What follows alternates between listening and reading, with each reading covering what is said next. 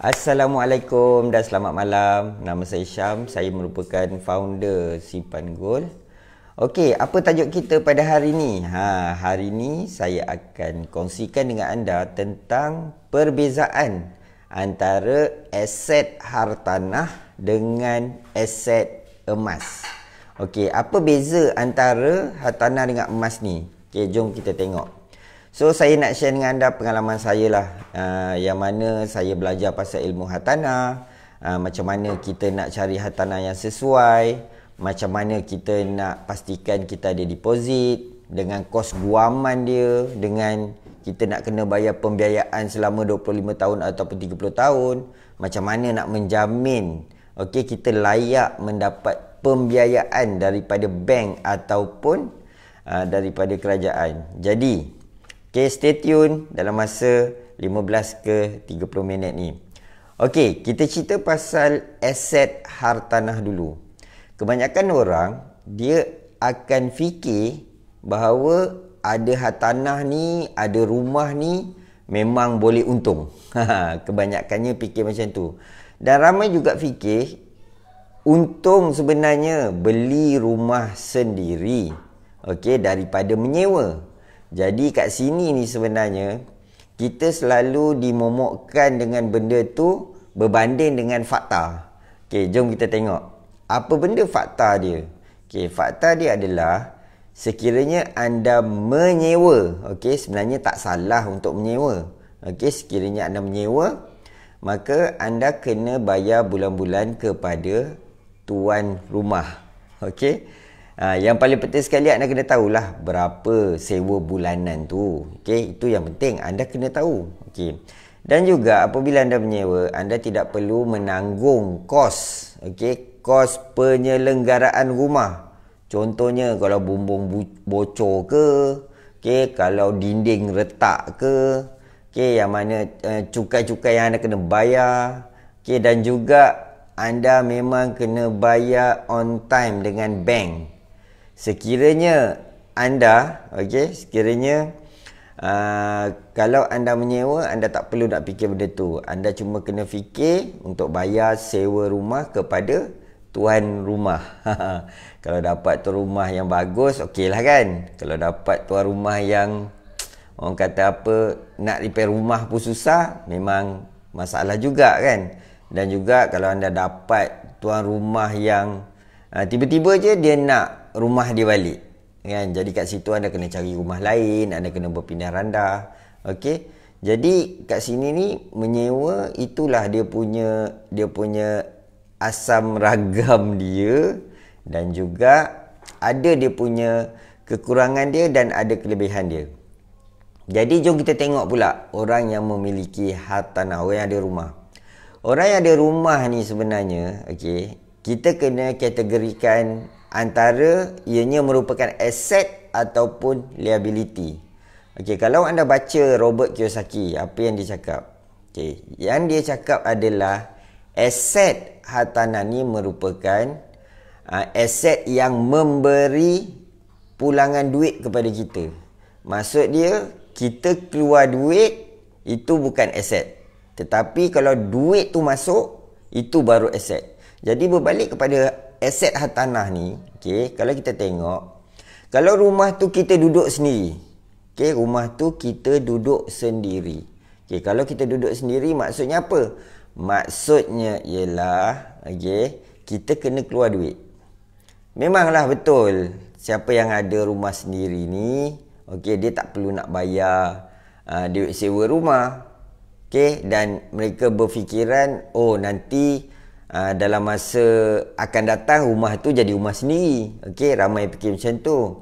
Tetapi harus diingat, okey, jangan sampai kita ada rumah sendiri tetapi dia membebankan kita. Dan benda tu sebenarnya bukannya aset, sebab kita kena keluar duit, bukannya duit masuk. Okey. Jadi cuba kita bayangkan, kita beli rumah. Kita ambil lah contoh, kita ambil rumah yang harga dia 300,000.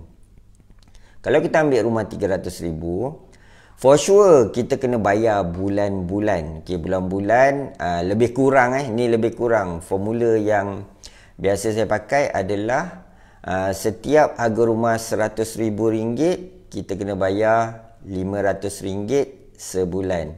Jadi kalau RM300,000, lebih kurang lah RM1,500 sebulan kita kena bayar. Dalam masa 25 tahun ke 30 tahun.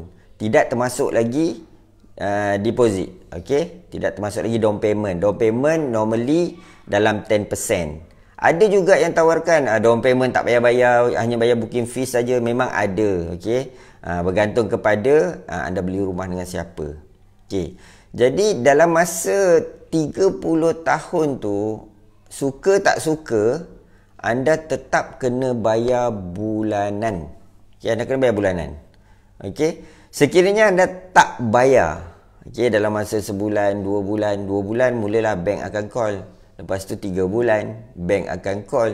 Sampai 4 bulan tak bayar, 5 bulan, 6 bulan, rumah anda boleh kena lelong. Itu cerita dia. Jadi adakah anda ada income yang mana daripada tahun pertama anda beli rumah sampailah tahun ke-25 atau tahun ke-30 anda boleh settlekan. Memang tak ada masalah. Maksudnya tak ada masalah dari segi nak kena, orang kata apa, tiba-tiba kena buang kerja, lepas tu tak boleh nak bayar rumah, kan? Tiba-tiba anda jatuh sakit. Sebab kita kena ingat dalam masa 25 tahun, 30 tahun, katakanlah kita beli rumah umur 30, campur 30 dan 60 tahun. Adakah ketika 5 tahun terakhir tu anda boleh bayar bulanan? Itu persoalan dia. Okey, dan juga kita kena fikir juga dari segi bila kita ada rumah sendiri ni, okey, 300,000, kita bukannya bayar 300,000. Okey, walaupun harga rumah tu 300,000, kita bukannya bayar 300,000. Sebenarnya kita bayar bulanan 1,500 dan total tu sebenarnya dah sampai 700,000. Maksudnya apa? Maksudnya 700,000 tu dalam masa 25 tahun ataupun 30 tahun. Anda bayangkan, banyak ke sikit? Kenapa lebih? Sebab anda buat pembiayaan dengan bank. Anda kena bayar dengan bank. Selagi anda tak habis bayar dengan bank, selagi itulah rumah itu bukan milik anda sepenuhnya. Walaupun atas kertas nama anda. Kan? Jadi macam mana? Saya tidak menyalahkan ataupun tidaklah kata orang yang beli rumah tu tak bagus. Saya tak cakap macam tu. Ada rumah tu baguslah, tak ada masalah pun. Yang penting kita boleh bayar. Okey, jangan sampai kita ada rumah tapi kita nak bayar pun payah. Dia membebankan kita. Yang itu yang menjadi masalah. Itu baru harga rumah 300,000. Kalau harga rumah 600,000 setiap bulan, anda kena bayar lebih kurang plus minus RM3,000. Kena pula harga rumah 900,000. Anda kena bayar berapa? Dekat RM4,500 sebulan. Okey, jadi tidak salah sekiranya anda nak menyewa. Tidak salah sekiranya anda tak ada rumah pun. Tetapi harus diingat, walaupun anda tak ada rumah, anda kena ada aset. Anda kena ada aset. Sebab aset ni dia akan memberikan duit kepada anda. Dia memberikan pulangan kepada anda. Sama juga kalau anda menyewa rumah. Contoh umur anda 20 tahun, anda beli rumah. Rumah pula harga dia 300,000. Dan anda pun bayar. Selepas 10 tahun, harga rumah tu meningkat. Daripada 300,000 jadi 450,000. Maka walaupun belum habis pembiayaan, anda dah bayar balik. Anda dah jual rumah tu. Bayar balik pembiayaan tu. Anda dapat keuntungan 80,000 ataupun 100,000. Anda beli pula rumah. Anda upgrade rumah anda. Macam tu pun boleh juga. Okay? Jadi tak salah pun. Okay, cumanya saya nak bandingkan pula dengan aset emas. Apa beza dia? Okey, berilmu ni saya dapat pada 23 hari bulan Julai 2021 pada tahun lepas. Okey. Bila saya fikir-fikir balik kan, dengan umur saya lah, umur saya, pengalaman saya, umur saya dah 43. Kalau saya nak buat pembiayaan pun, saya tak yakin yang bank boleh bagi pembiayaan. Sebab anda bayangkan 43 campur dengan 20 tahun, dah 63. Kau campur 25 tahun, dah berapa? Dah 67. 63, 64, 68. Dah 68 tahun.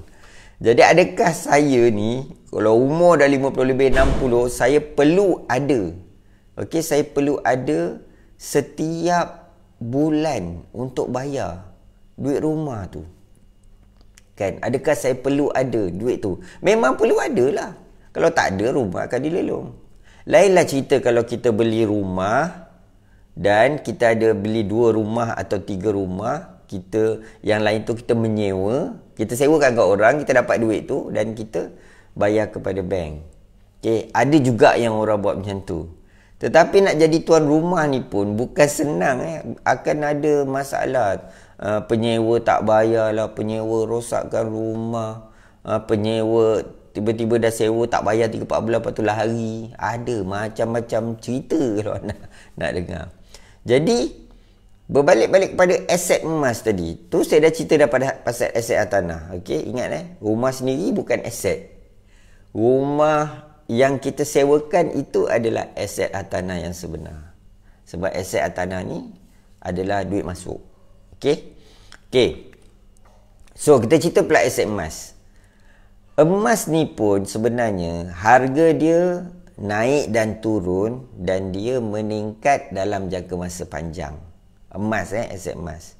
Aset hartanah pun sama.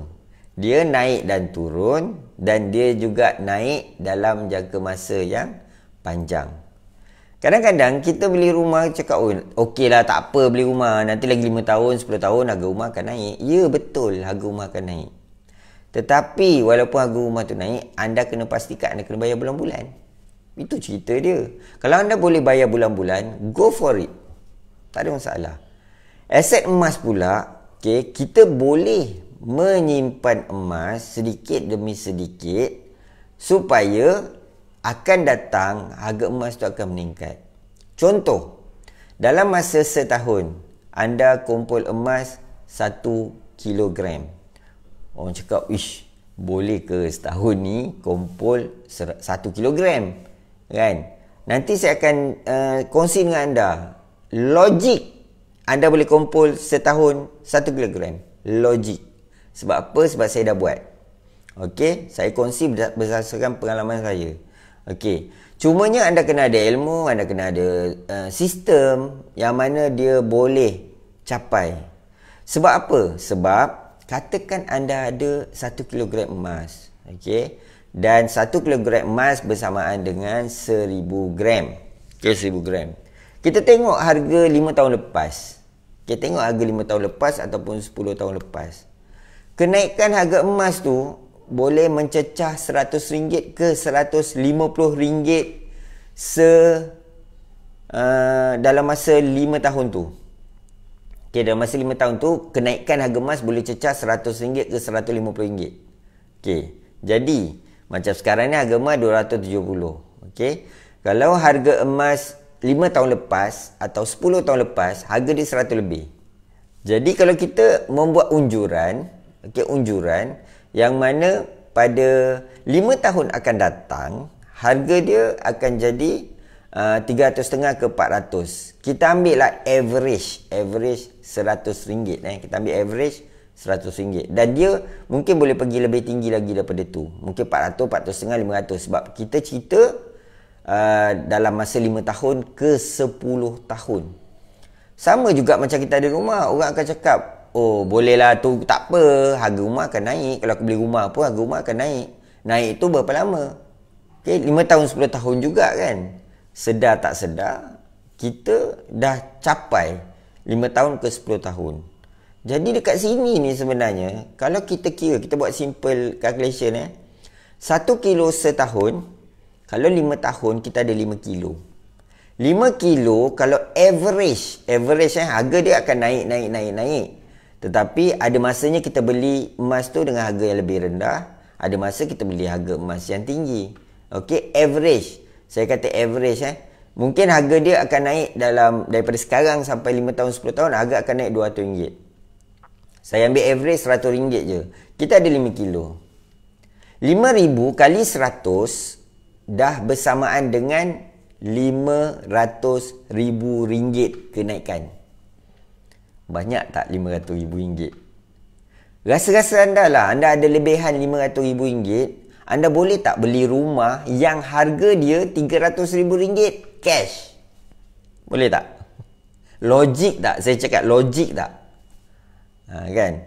Jadi, kalau kita nak fikir balik kan, kenapa aku boleh kumpul, aku boleh kumpul dalam masa 5 tahun ke 10 tahun, aku boleh kumpul RM500,000, setengah juta dengan aset emas. Kenapa aku tak buat? Adakah 5 tahun lepas ataupun 10 tahun lepas kita boleh kumpul setengah juta? Tu saya nak tanya. Tanya balik diri kita, boleh tak? Tetapi dengan aset emas, boleh. Okey. Nanti mesti ada yang tanya punya, macam mana nak kumpul sekilo setahun? Macam mana Kan? Mesti terfikir. Kena ada berapa? Kalau emas 1 gram 250, sekilo dah 250,000. Mana aku nak cari, nak simpan duit 250,000? Ini cerita dia. Ni persoalan dia. Okey. Sebenarnya, sekiranya anda ada akaun simpanan emas, anda ada akaun simpanan emas, dia ada satu cara yang mana sekiranya perbelanjaan anda, ni saya cerita perbelanjaan anda, boleh mencecah 250,000. Perbelanjaan anda dalam masa setahun, setahun. Maknanya sebulan, kalau 250,000, sebulan dalam berapa?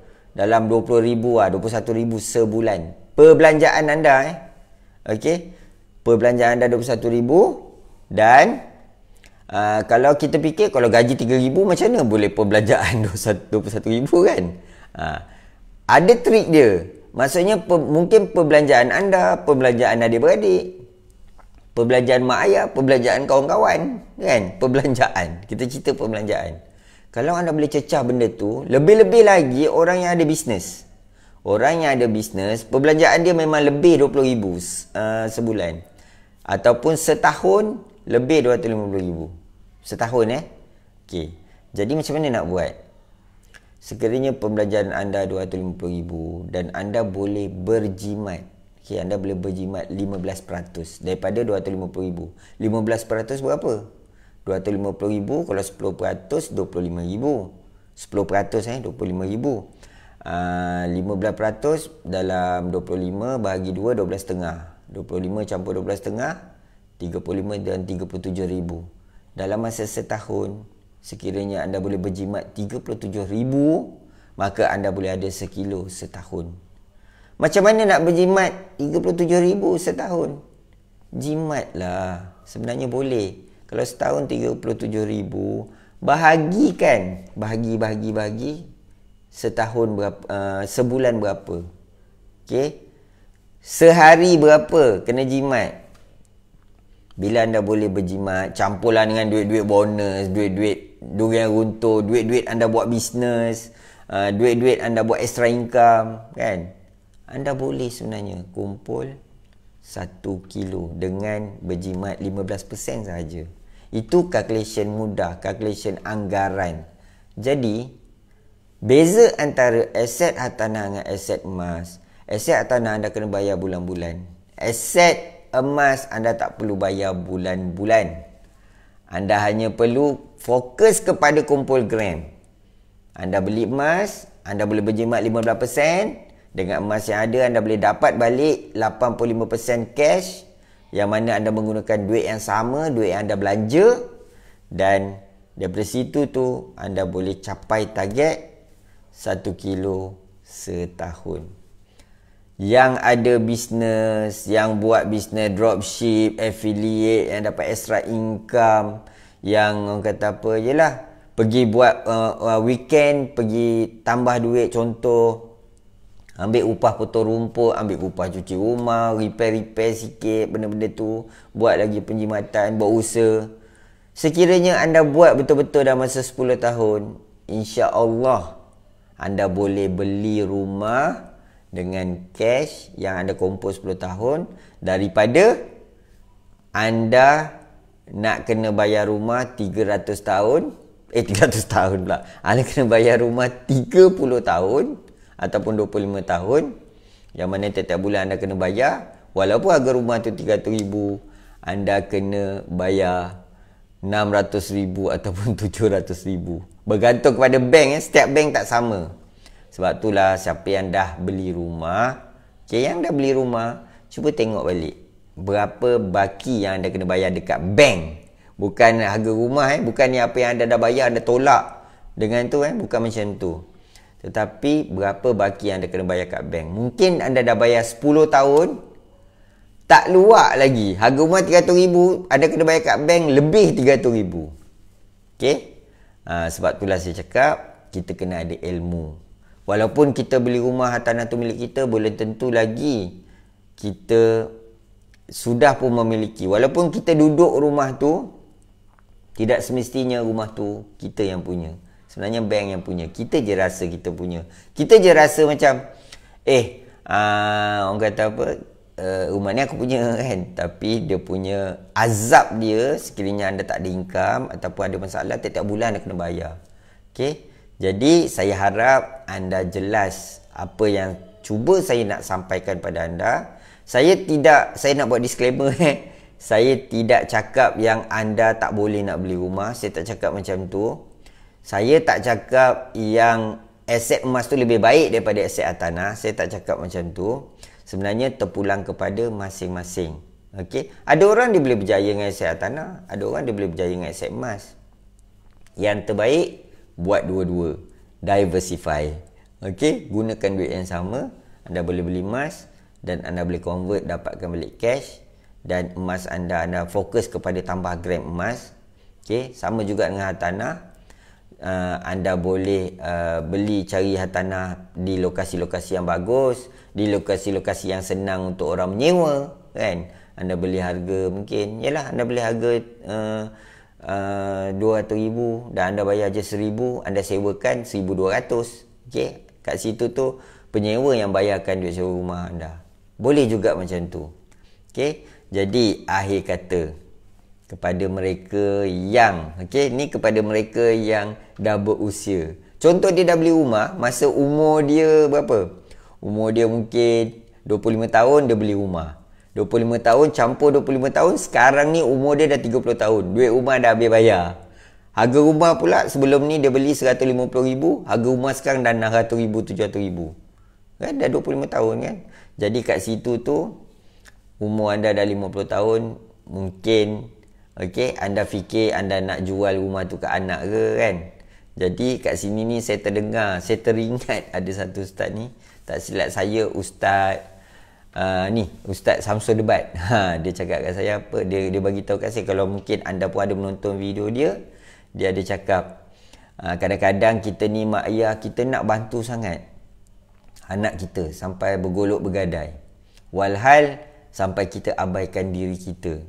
Okey, jadi seeloknya bila anda ada rumah, mungkin anda boleh jual rumah ke anak anda dapat cash, anda bolehlah pergi bercuti ke kan, pergi orang kata apa, yelah kita dah tua, pergi bercuti, pergi gunakan duit tu nak pergi haji ke, pergi umrah ke kan, dengan kos rawatan, perubatan, anda beli makanan yang bagus-bagus kan, semua tu memerlukan duit. Dengan susah payahnya anda membayar 25 tahun kan. Jadi kat situ tu ialah antara anak dengan diri sendiri kan.